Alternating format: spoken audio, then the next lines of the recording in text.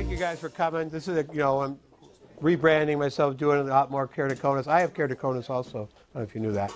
So that's why my passion is treating this crazy disease.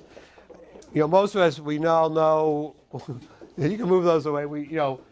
Typical ectasias and cones and pellucid type and all the different type. But my goal is what I do is, and even the post-surgical, the RKs and the post-LASIK ectasias and all that. And how do we do that? And taking it to the next level is my passion is. Because myself, being keratoconic, and my patients, I take them from 2400 and they're 20/25 and still with a little halo, they're not happy. People want to be just like everybody else, so they want 20/20 perfect vision. And we're trying to do that now. Also, some of the other things we do is just even dry eyes, Stevens-Johnson syndrome, and some other things that our corneas are bad, and I'm getting more and more of those sent in from the optometrists and the other surgeons and that too. So we can fit all these people now. This was just one I was just talking real briefly just recently. With the new technology, and I want to show you. I'll show you some pictures of the eaglet, and we'll show you how it works. But now that we can measure more of the eye, and we actually know the shape of the whole cornea and the whole sclera, we can do a much better job. And this is a gentleman came in. He hadn't been in for a few years. I fit him the old way I did. He was very happy. Came in, things are pretty good because my eyes get a little red after 4 hours, but I still see okay. A little hard to see at night driving, but all in all, I'm pretty happy. So we said, well, come back. Let's refit you now with the new technology. And so we did the eaglet, and this is what the eaglet can do. So now we can have a topography of the whole cornea, where most of you know with the topographer, we only get maybe 50–60% of a cornea. So we know the whole thing, and we can do elevation maps and all that. But this is the sclera now. And the colors, just like the other, tell us how flat, how steep it is, and we can measure that to how many microns in every different quadrant, or even more than just quadrants. And it can actually tell us all those values. And then now using the OCT, we can evaluate the lens on the eye. And I'm pretty good. I've gotten my eye down to probably seeing 25 to 50 microns, measuring that depth, but that thing to the 1 micron, and it can really tell us much more and how the edges are and how that central vault is going. So this guy on the first, we were trying for first lens fit, so that designing it off the eaglet, the first order, this was 20/20, not the 20/25 minus, and no more of the glare and no more of the red eyes after that. So I'm finding now with 52% of my lenses are first fit success. In the past, we know it would take 5 or 6 pair of lenses to get there. And now those other 50% that don't get the first time, 85, I think, percent of those were on the second pair. And then there's a few that you're 3 and 4 pair in that are just, something's not right. And this was a patient, she only has, her right eye was count fingers. Her left eye, the best we could do with glasses was 22/50, a real scarred up, ugly cornea and a cataract. And this was, again, hardly any topographic information or anything there, but it's certainly a mess, as we can see with the placido rings.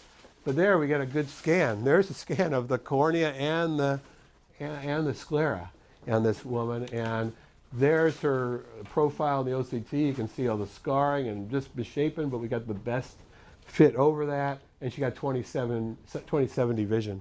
And so she's real happy, just ecstatic. And the rest we feel is mostly the cataract. Her other eyes count fingers, so no one really wants to do a cataract if they don't have to, but that might be her next step. And this is the next step we're going for. The people come in and they still have all these aberrations there. And again, they come in and they say, Doc, I'm still not really happy. I say, well, you're seeing 20/20. So it's like, I have a little glare at night too, but they aren't happy. So what we can actually do is measure with the wavefront. We have the Marco OPD, and it can measure those, and we can get the Zernike graphs. In the past, it was great. I could measure it and tell people, this is why you see that glare. And that was the end of the story. But now working with some of the labs, Aculens and others, just by offsetting optics and grinding in the higher order aberrations, we can take all those things that are causing the halos, and this is where we get a readout. We have to break it down quite a bit to the lab so they can put it in their lathe. Offset the optics, also put the wavefront in there. That's measuring it more. That's how the lenses have to have a lot of different markings so we know where it lines up. And now we went down to almost no aberrations in that same patient. So now they're 20/20 crisp, good vision. And so this is really what I would try to do is every patient is take them to that next level. That's basically it. I could show you all kinds of other cases, but that's our goal right there. And that's what we're doing. So with all the unique stuff. What's that? And then yeah, Mateo, we were able to do that. So you can tell a little bit about before and after, I guess. Oh yeah, for sure. Yeah. All around, I feel like he changed my life. It was the longest process forever that I couldn't see. Well, I felt I couldn't see, you know, and I always hesitated to go look into glasses because I knew for a while that this is what I had. I don't know, I guess I couldn't face it, or I don't know, I thought eyeglasses might fix it, so I continued to go to different eye doctors, and they would tell me the same thing. They would continue to recommend me other places, and I finally was, I was just looking it up online, and I saw that he specializes in it, and I finally got the courage to come here, and I'm glad I really did, because I feel like he really changed my life for real, all around. Hey, thank you. Yeah, and that's what, you know, this is what keeps me going, obviously.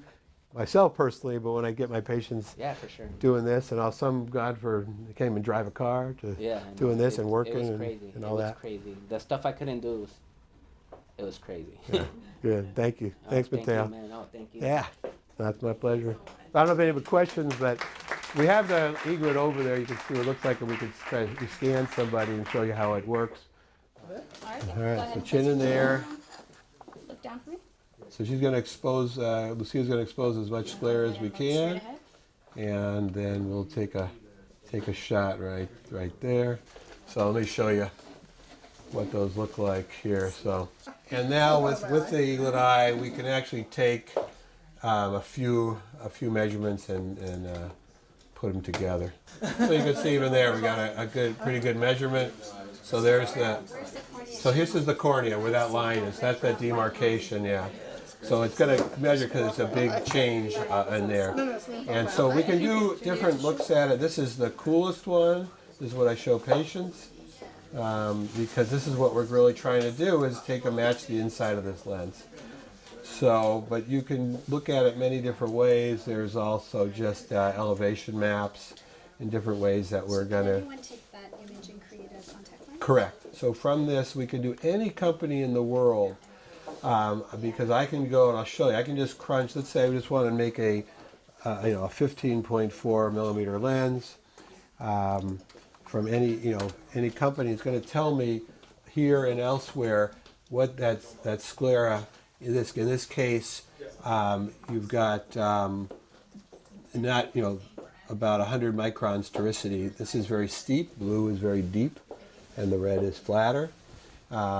But what's real nice with the eaglet eye, they have over 35 labs now. I think it might be closer to 40 of this first lens fit. It's a little slower because this is not our usual computer.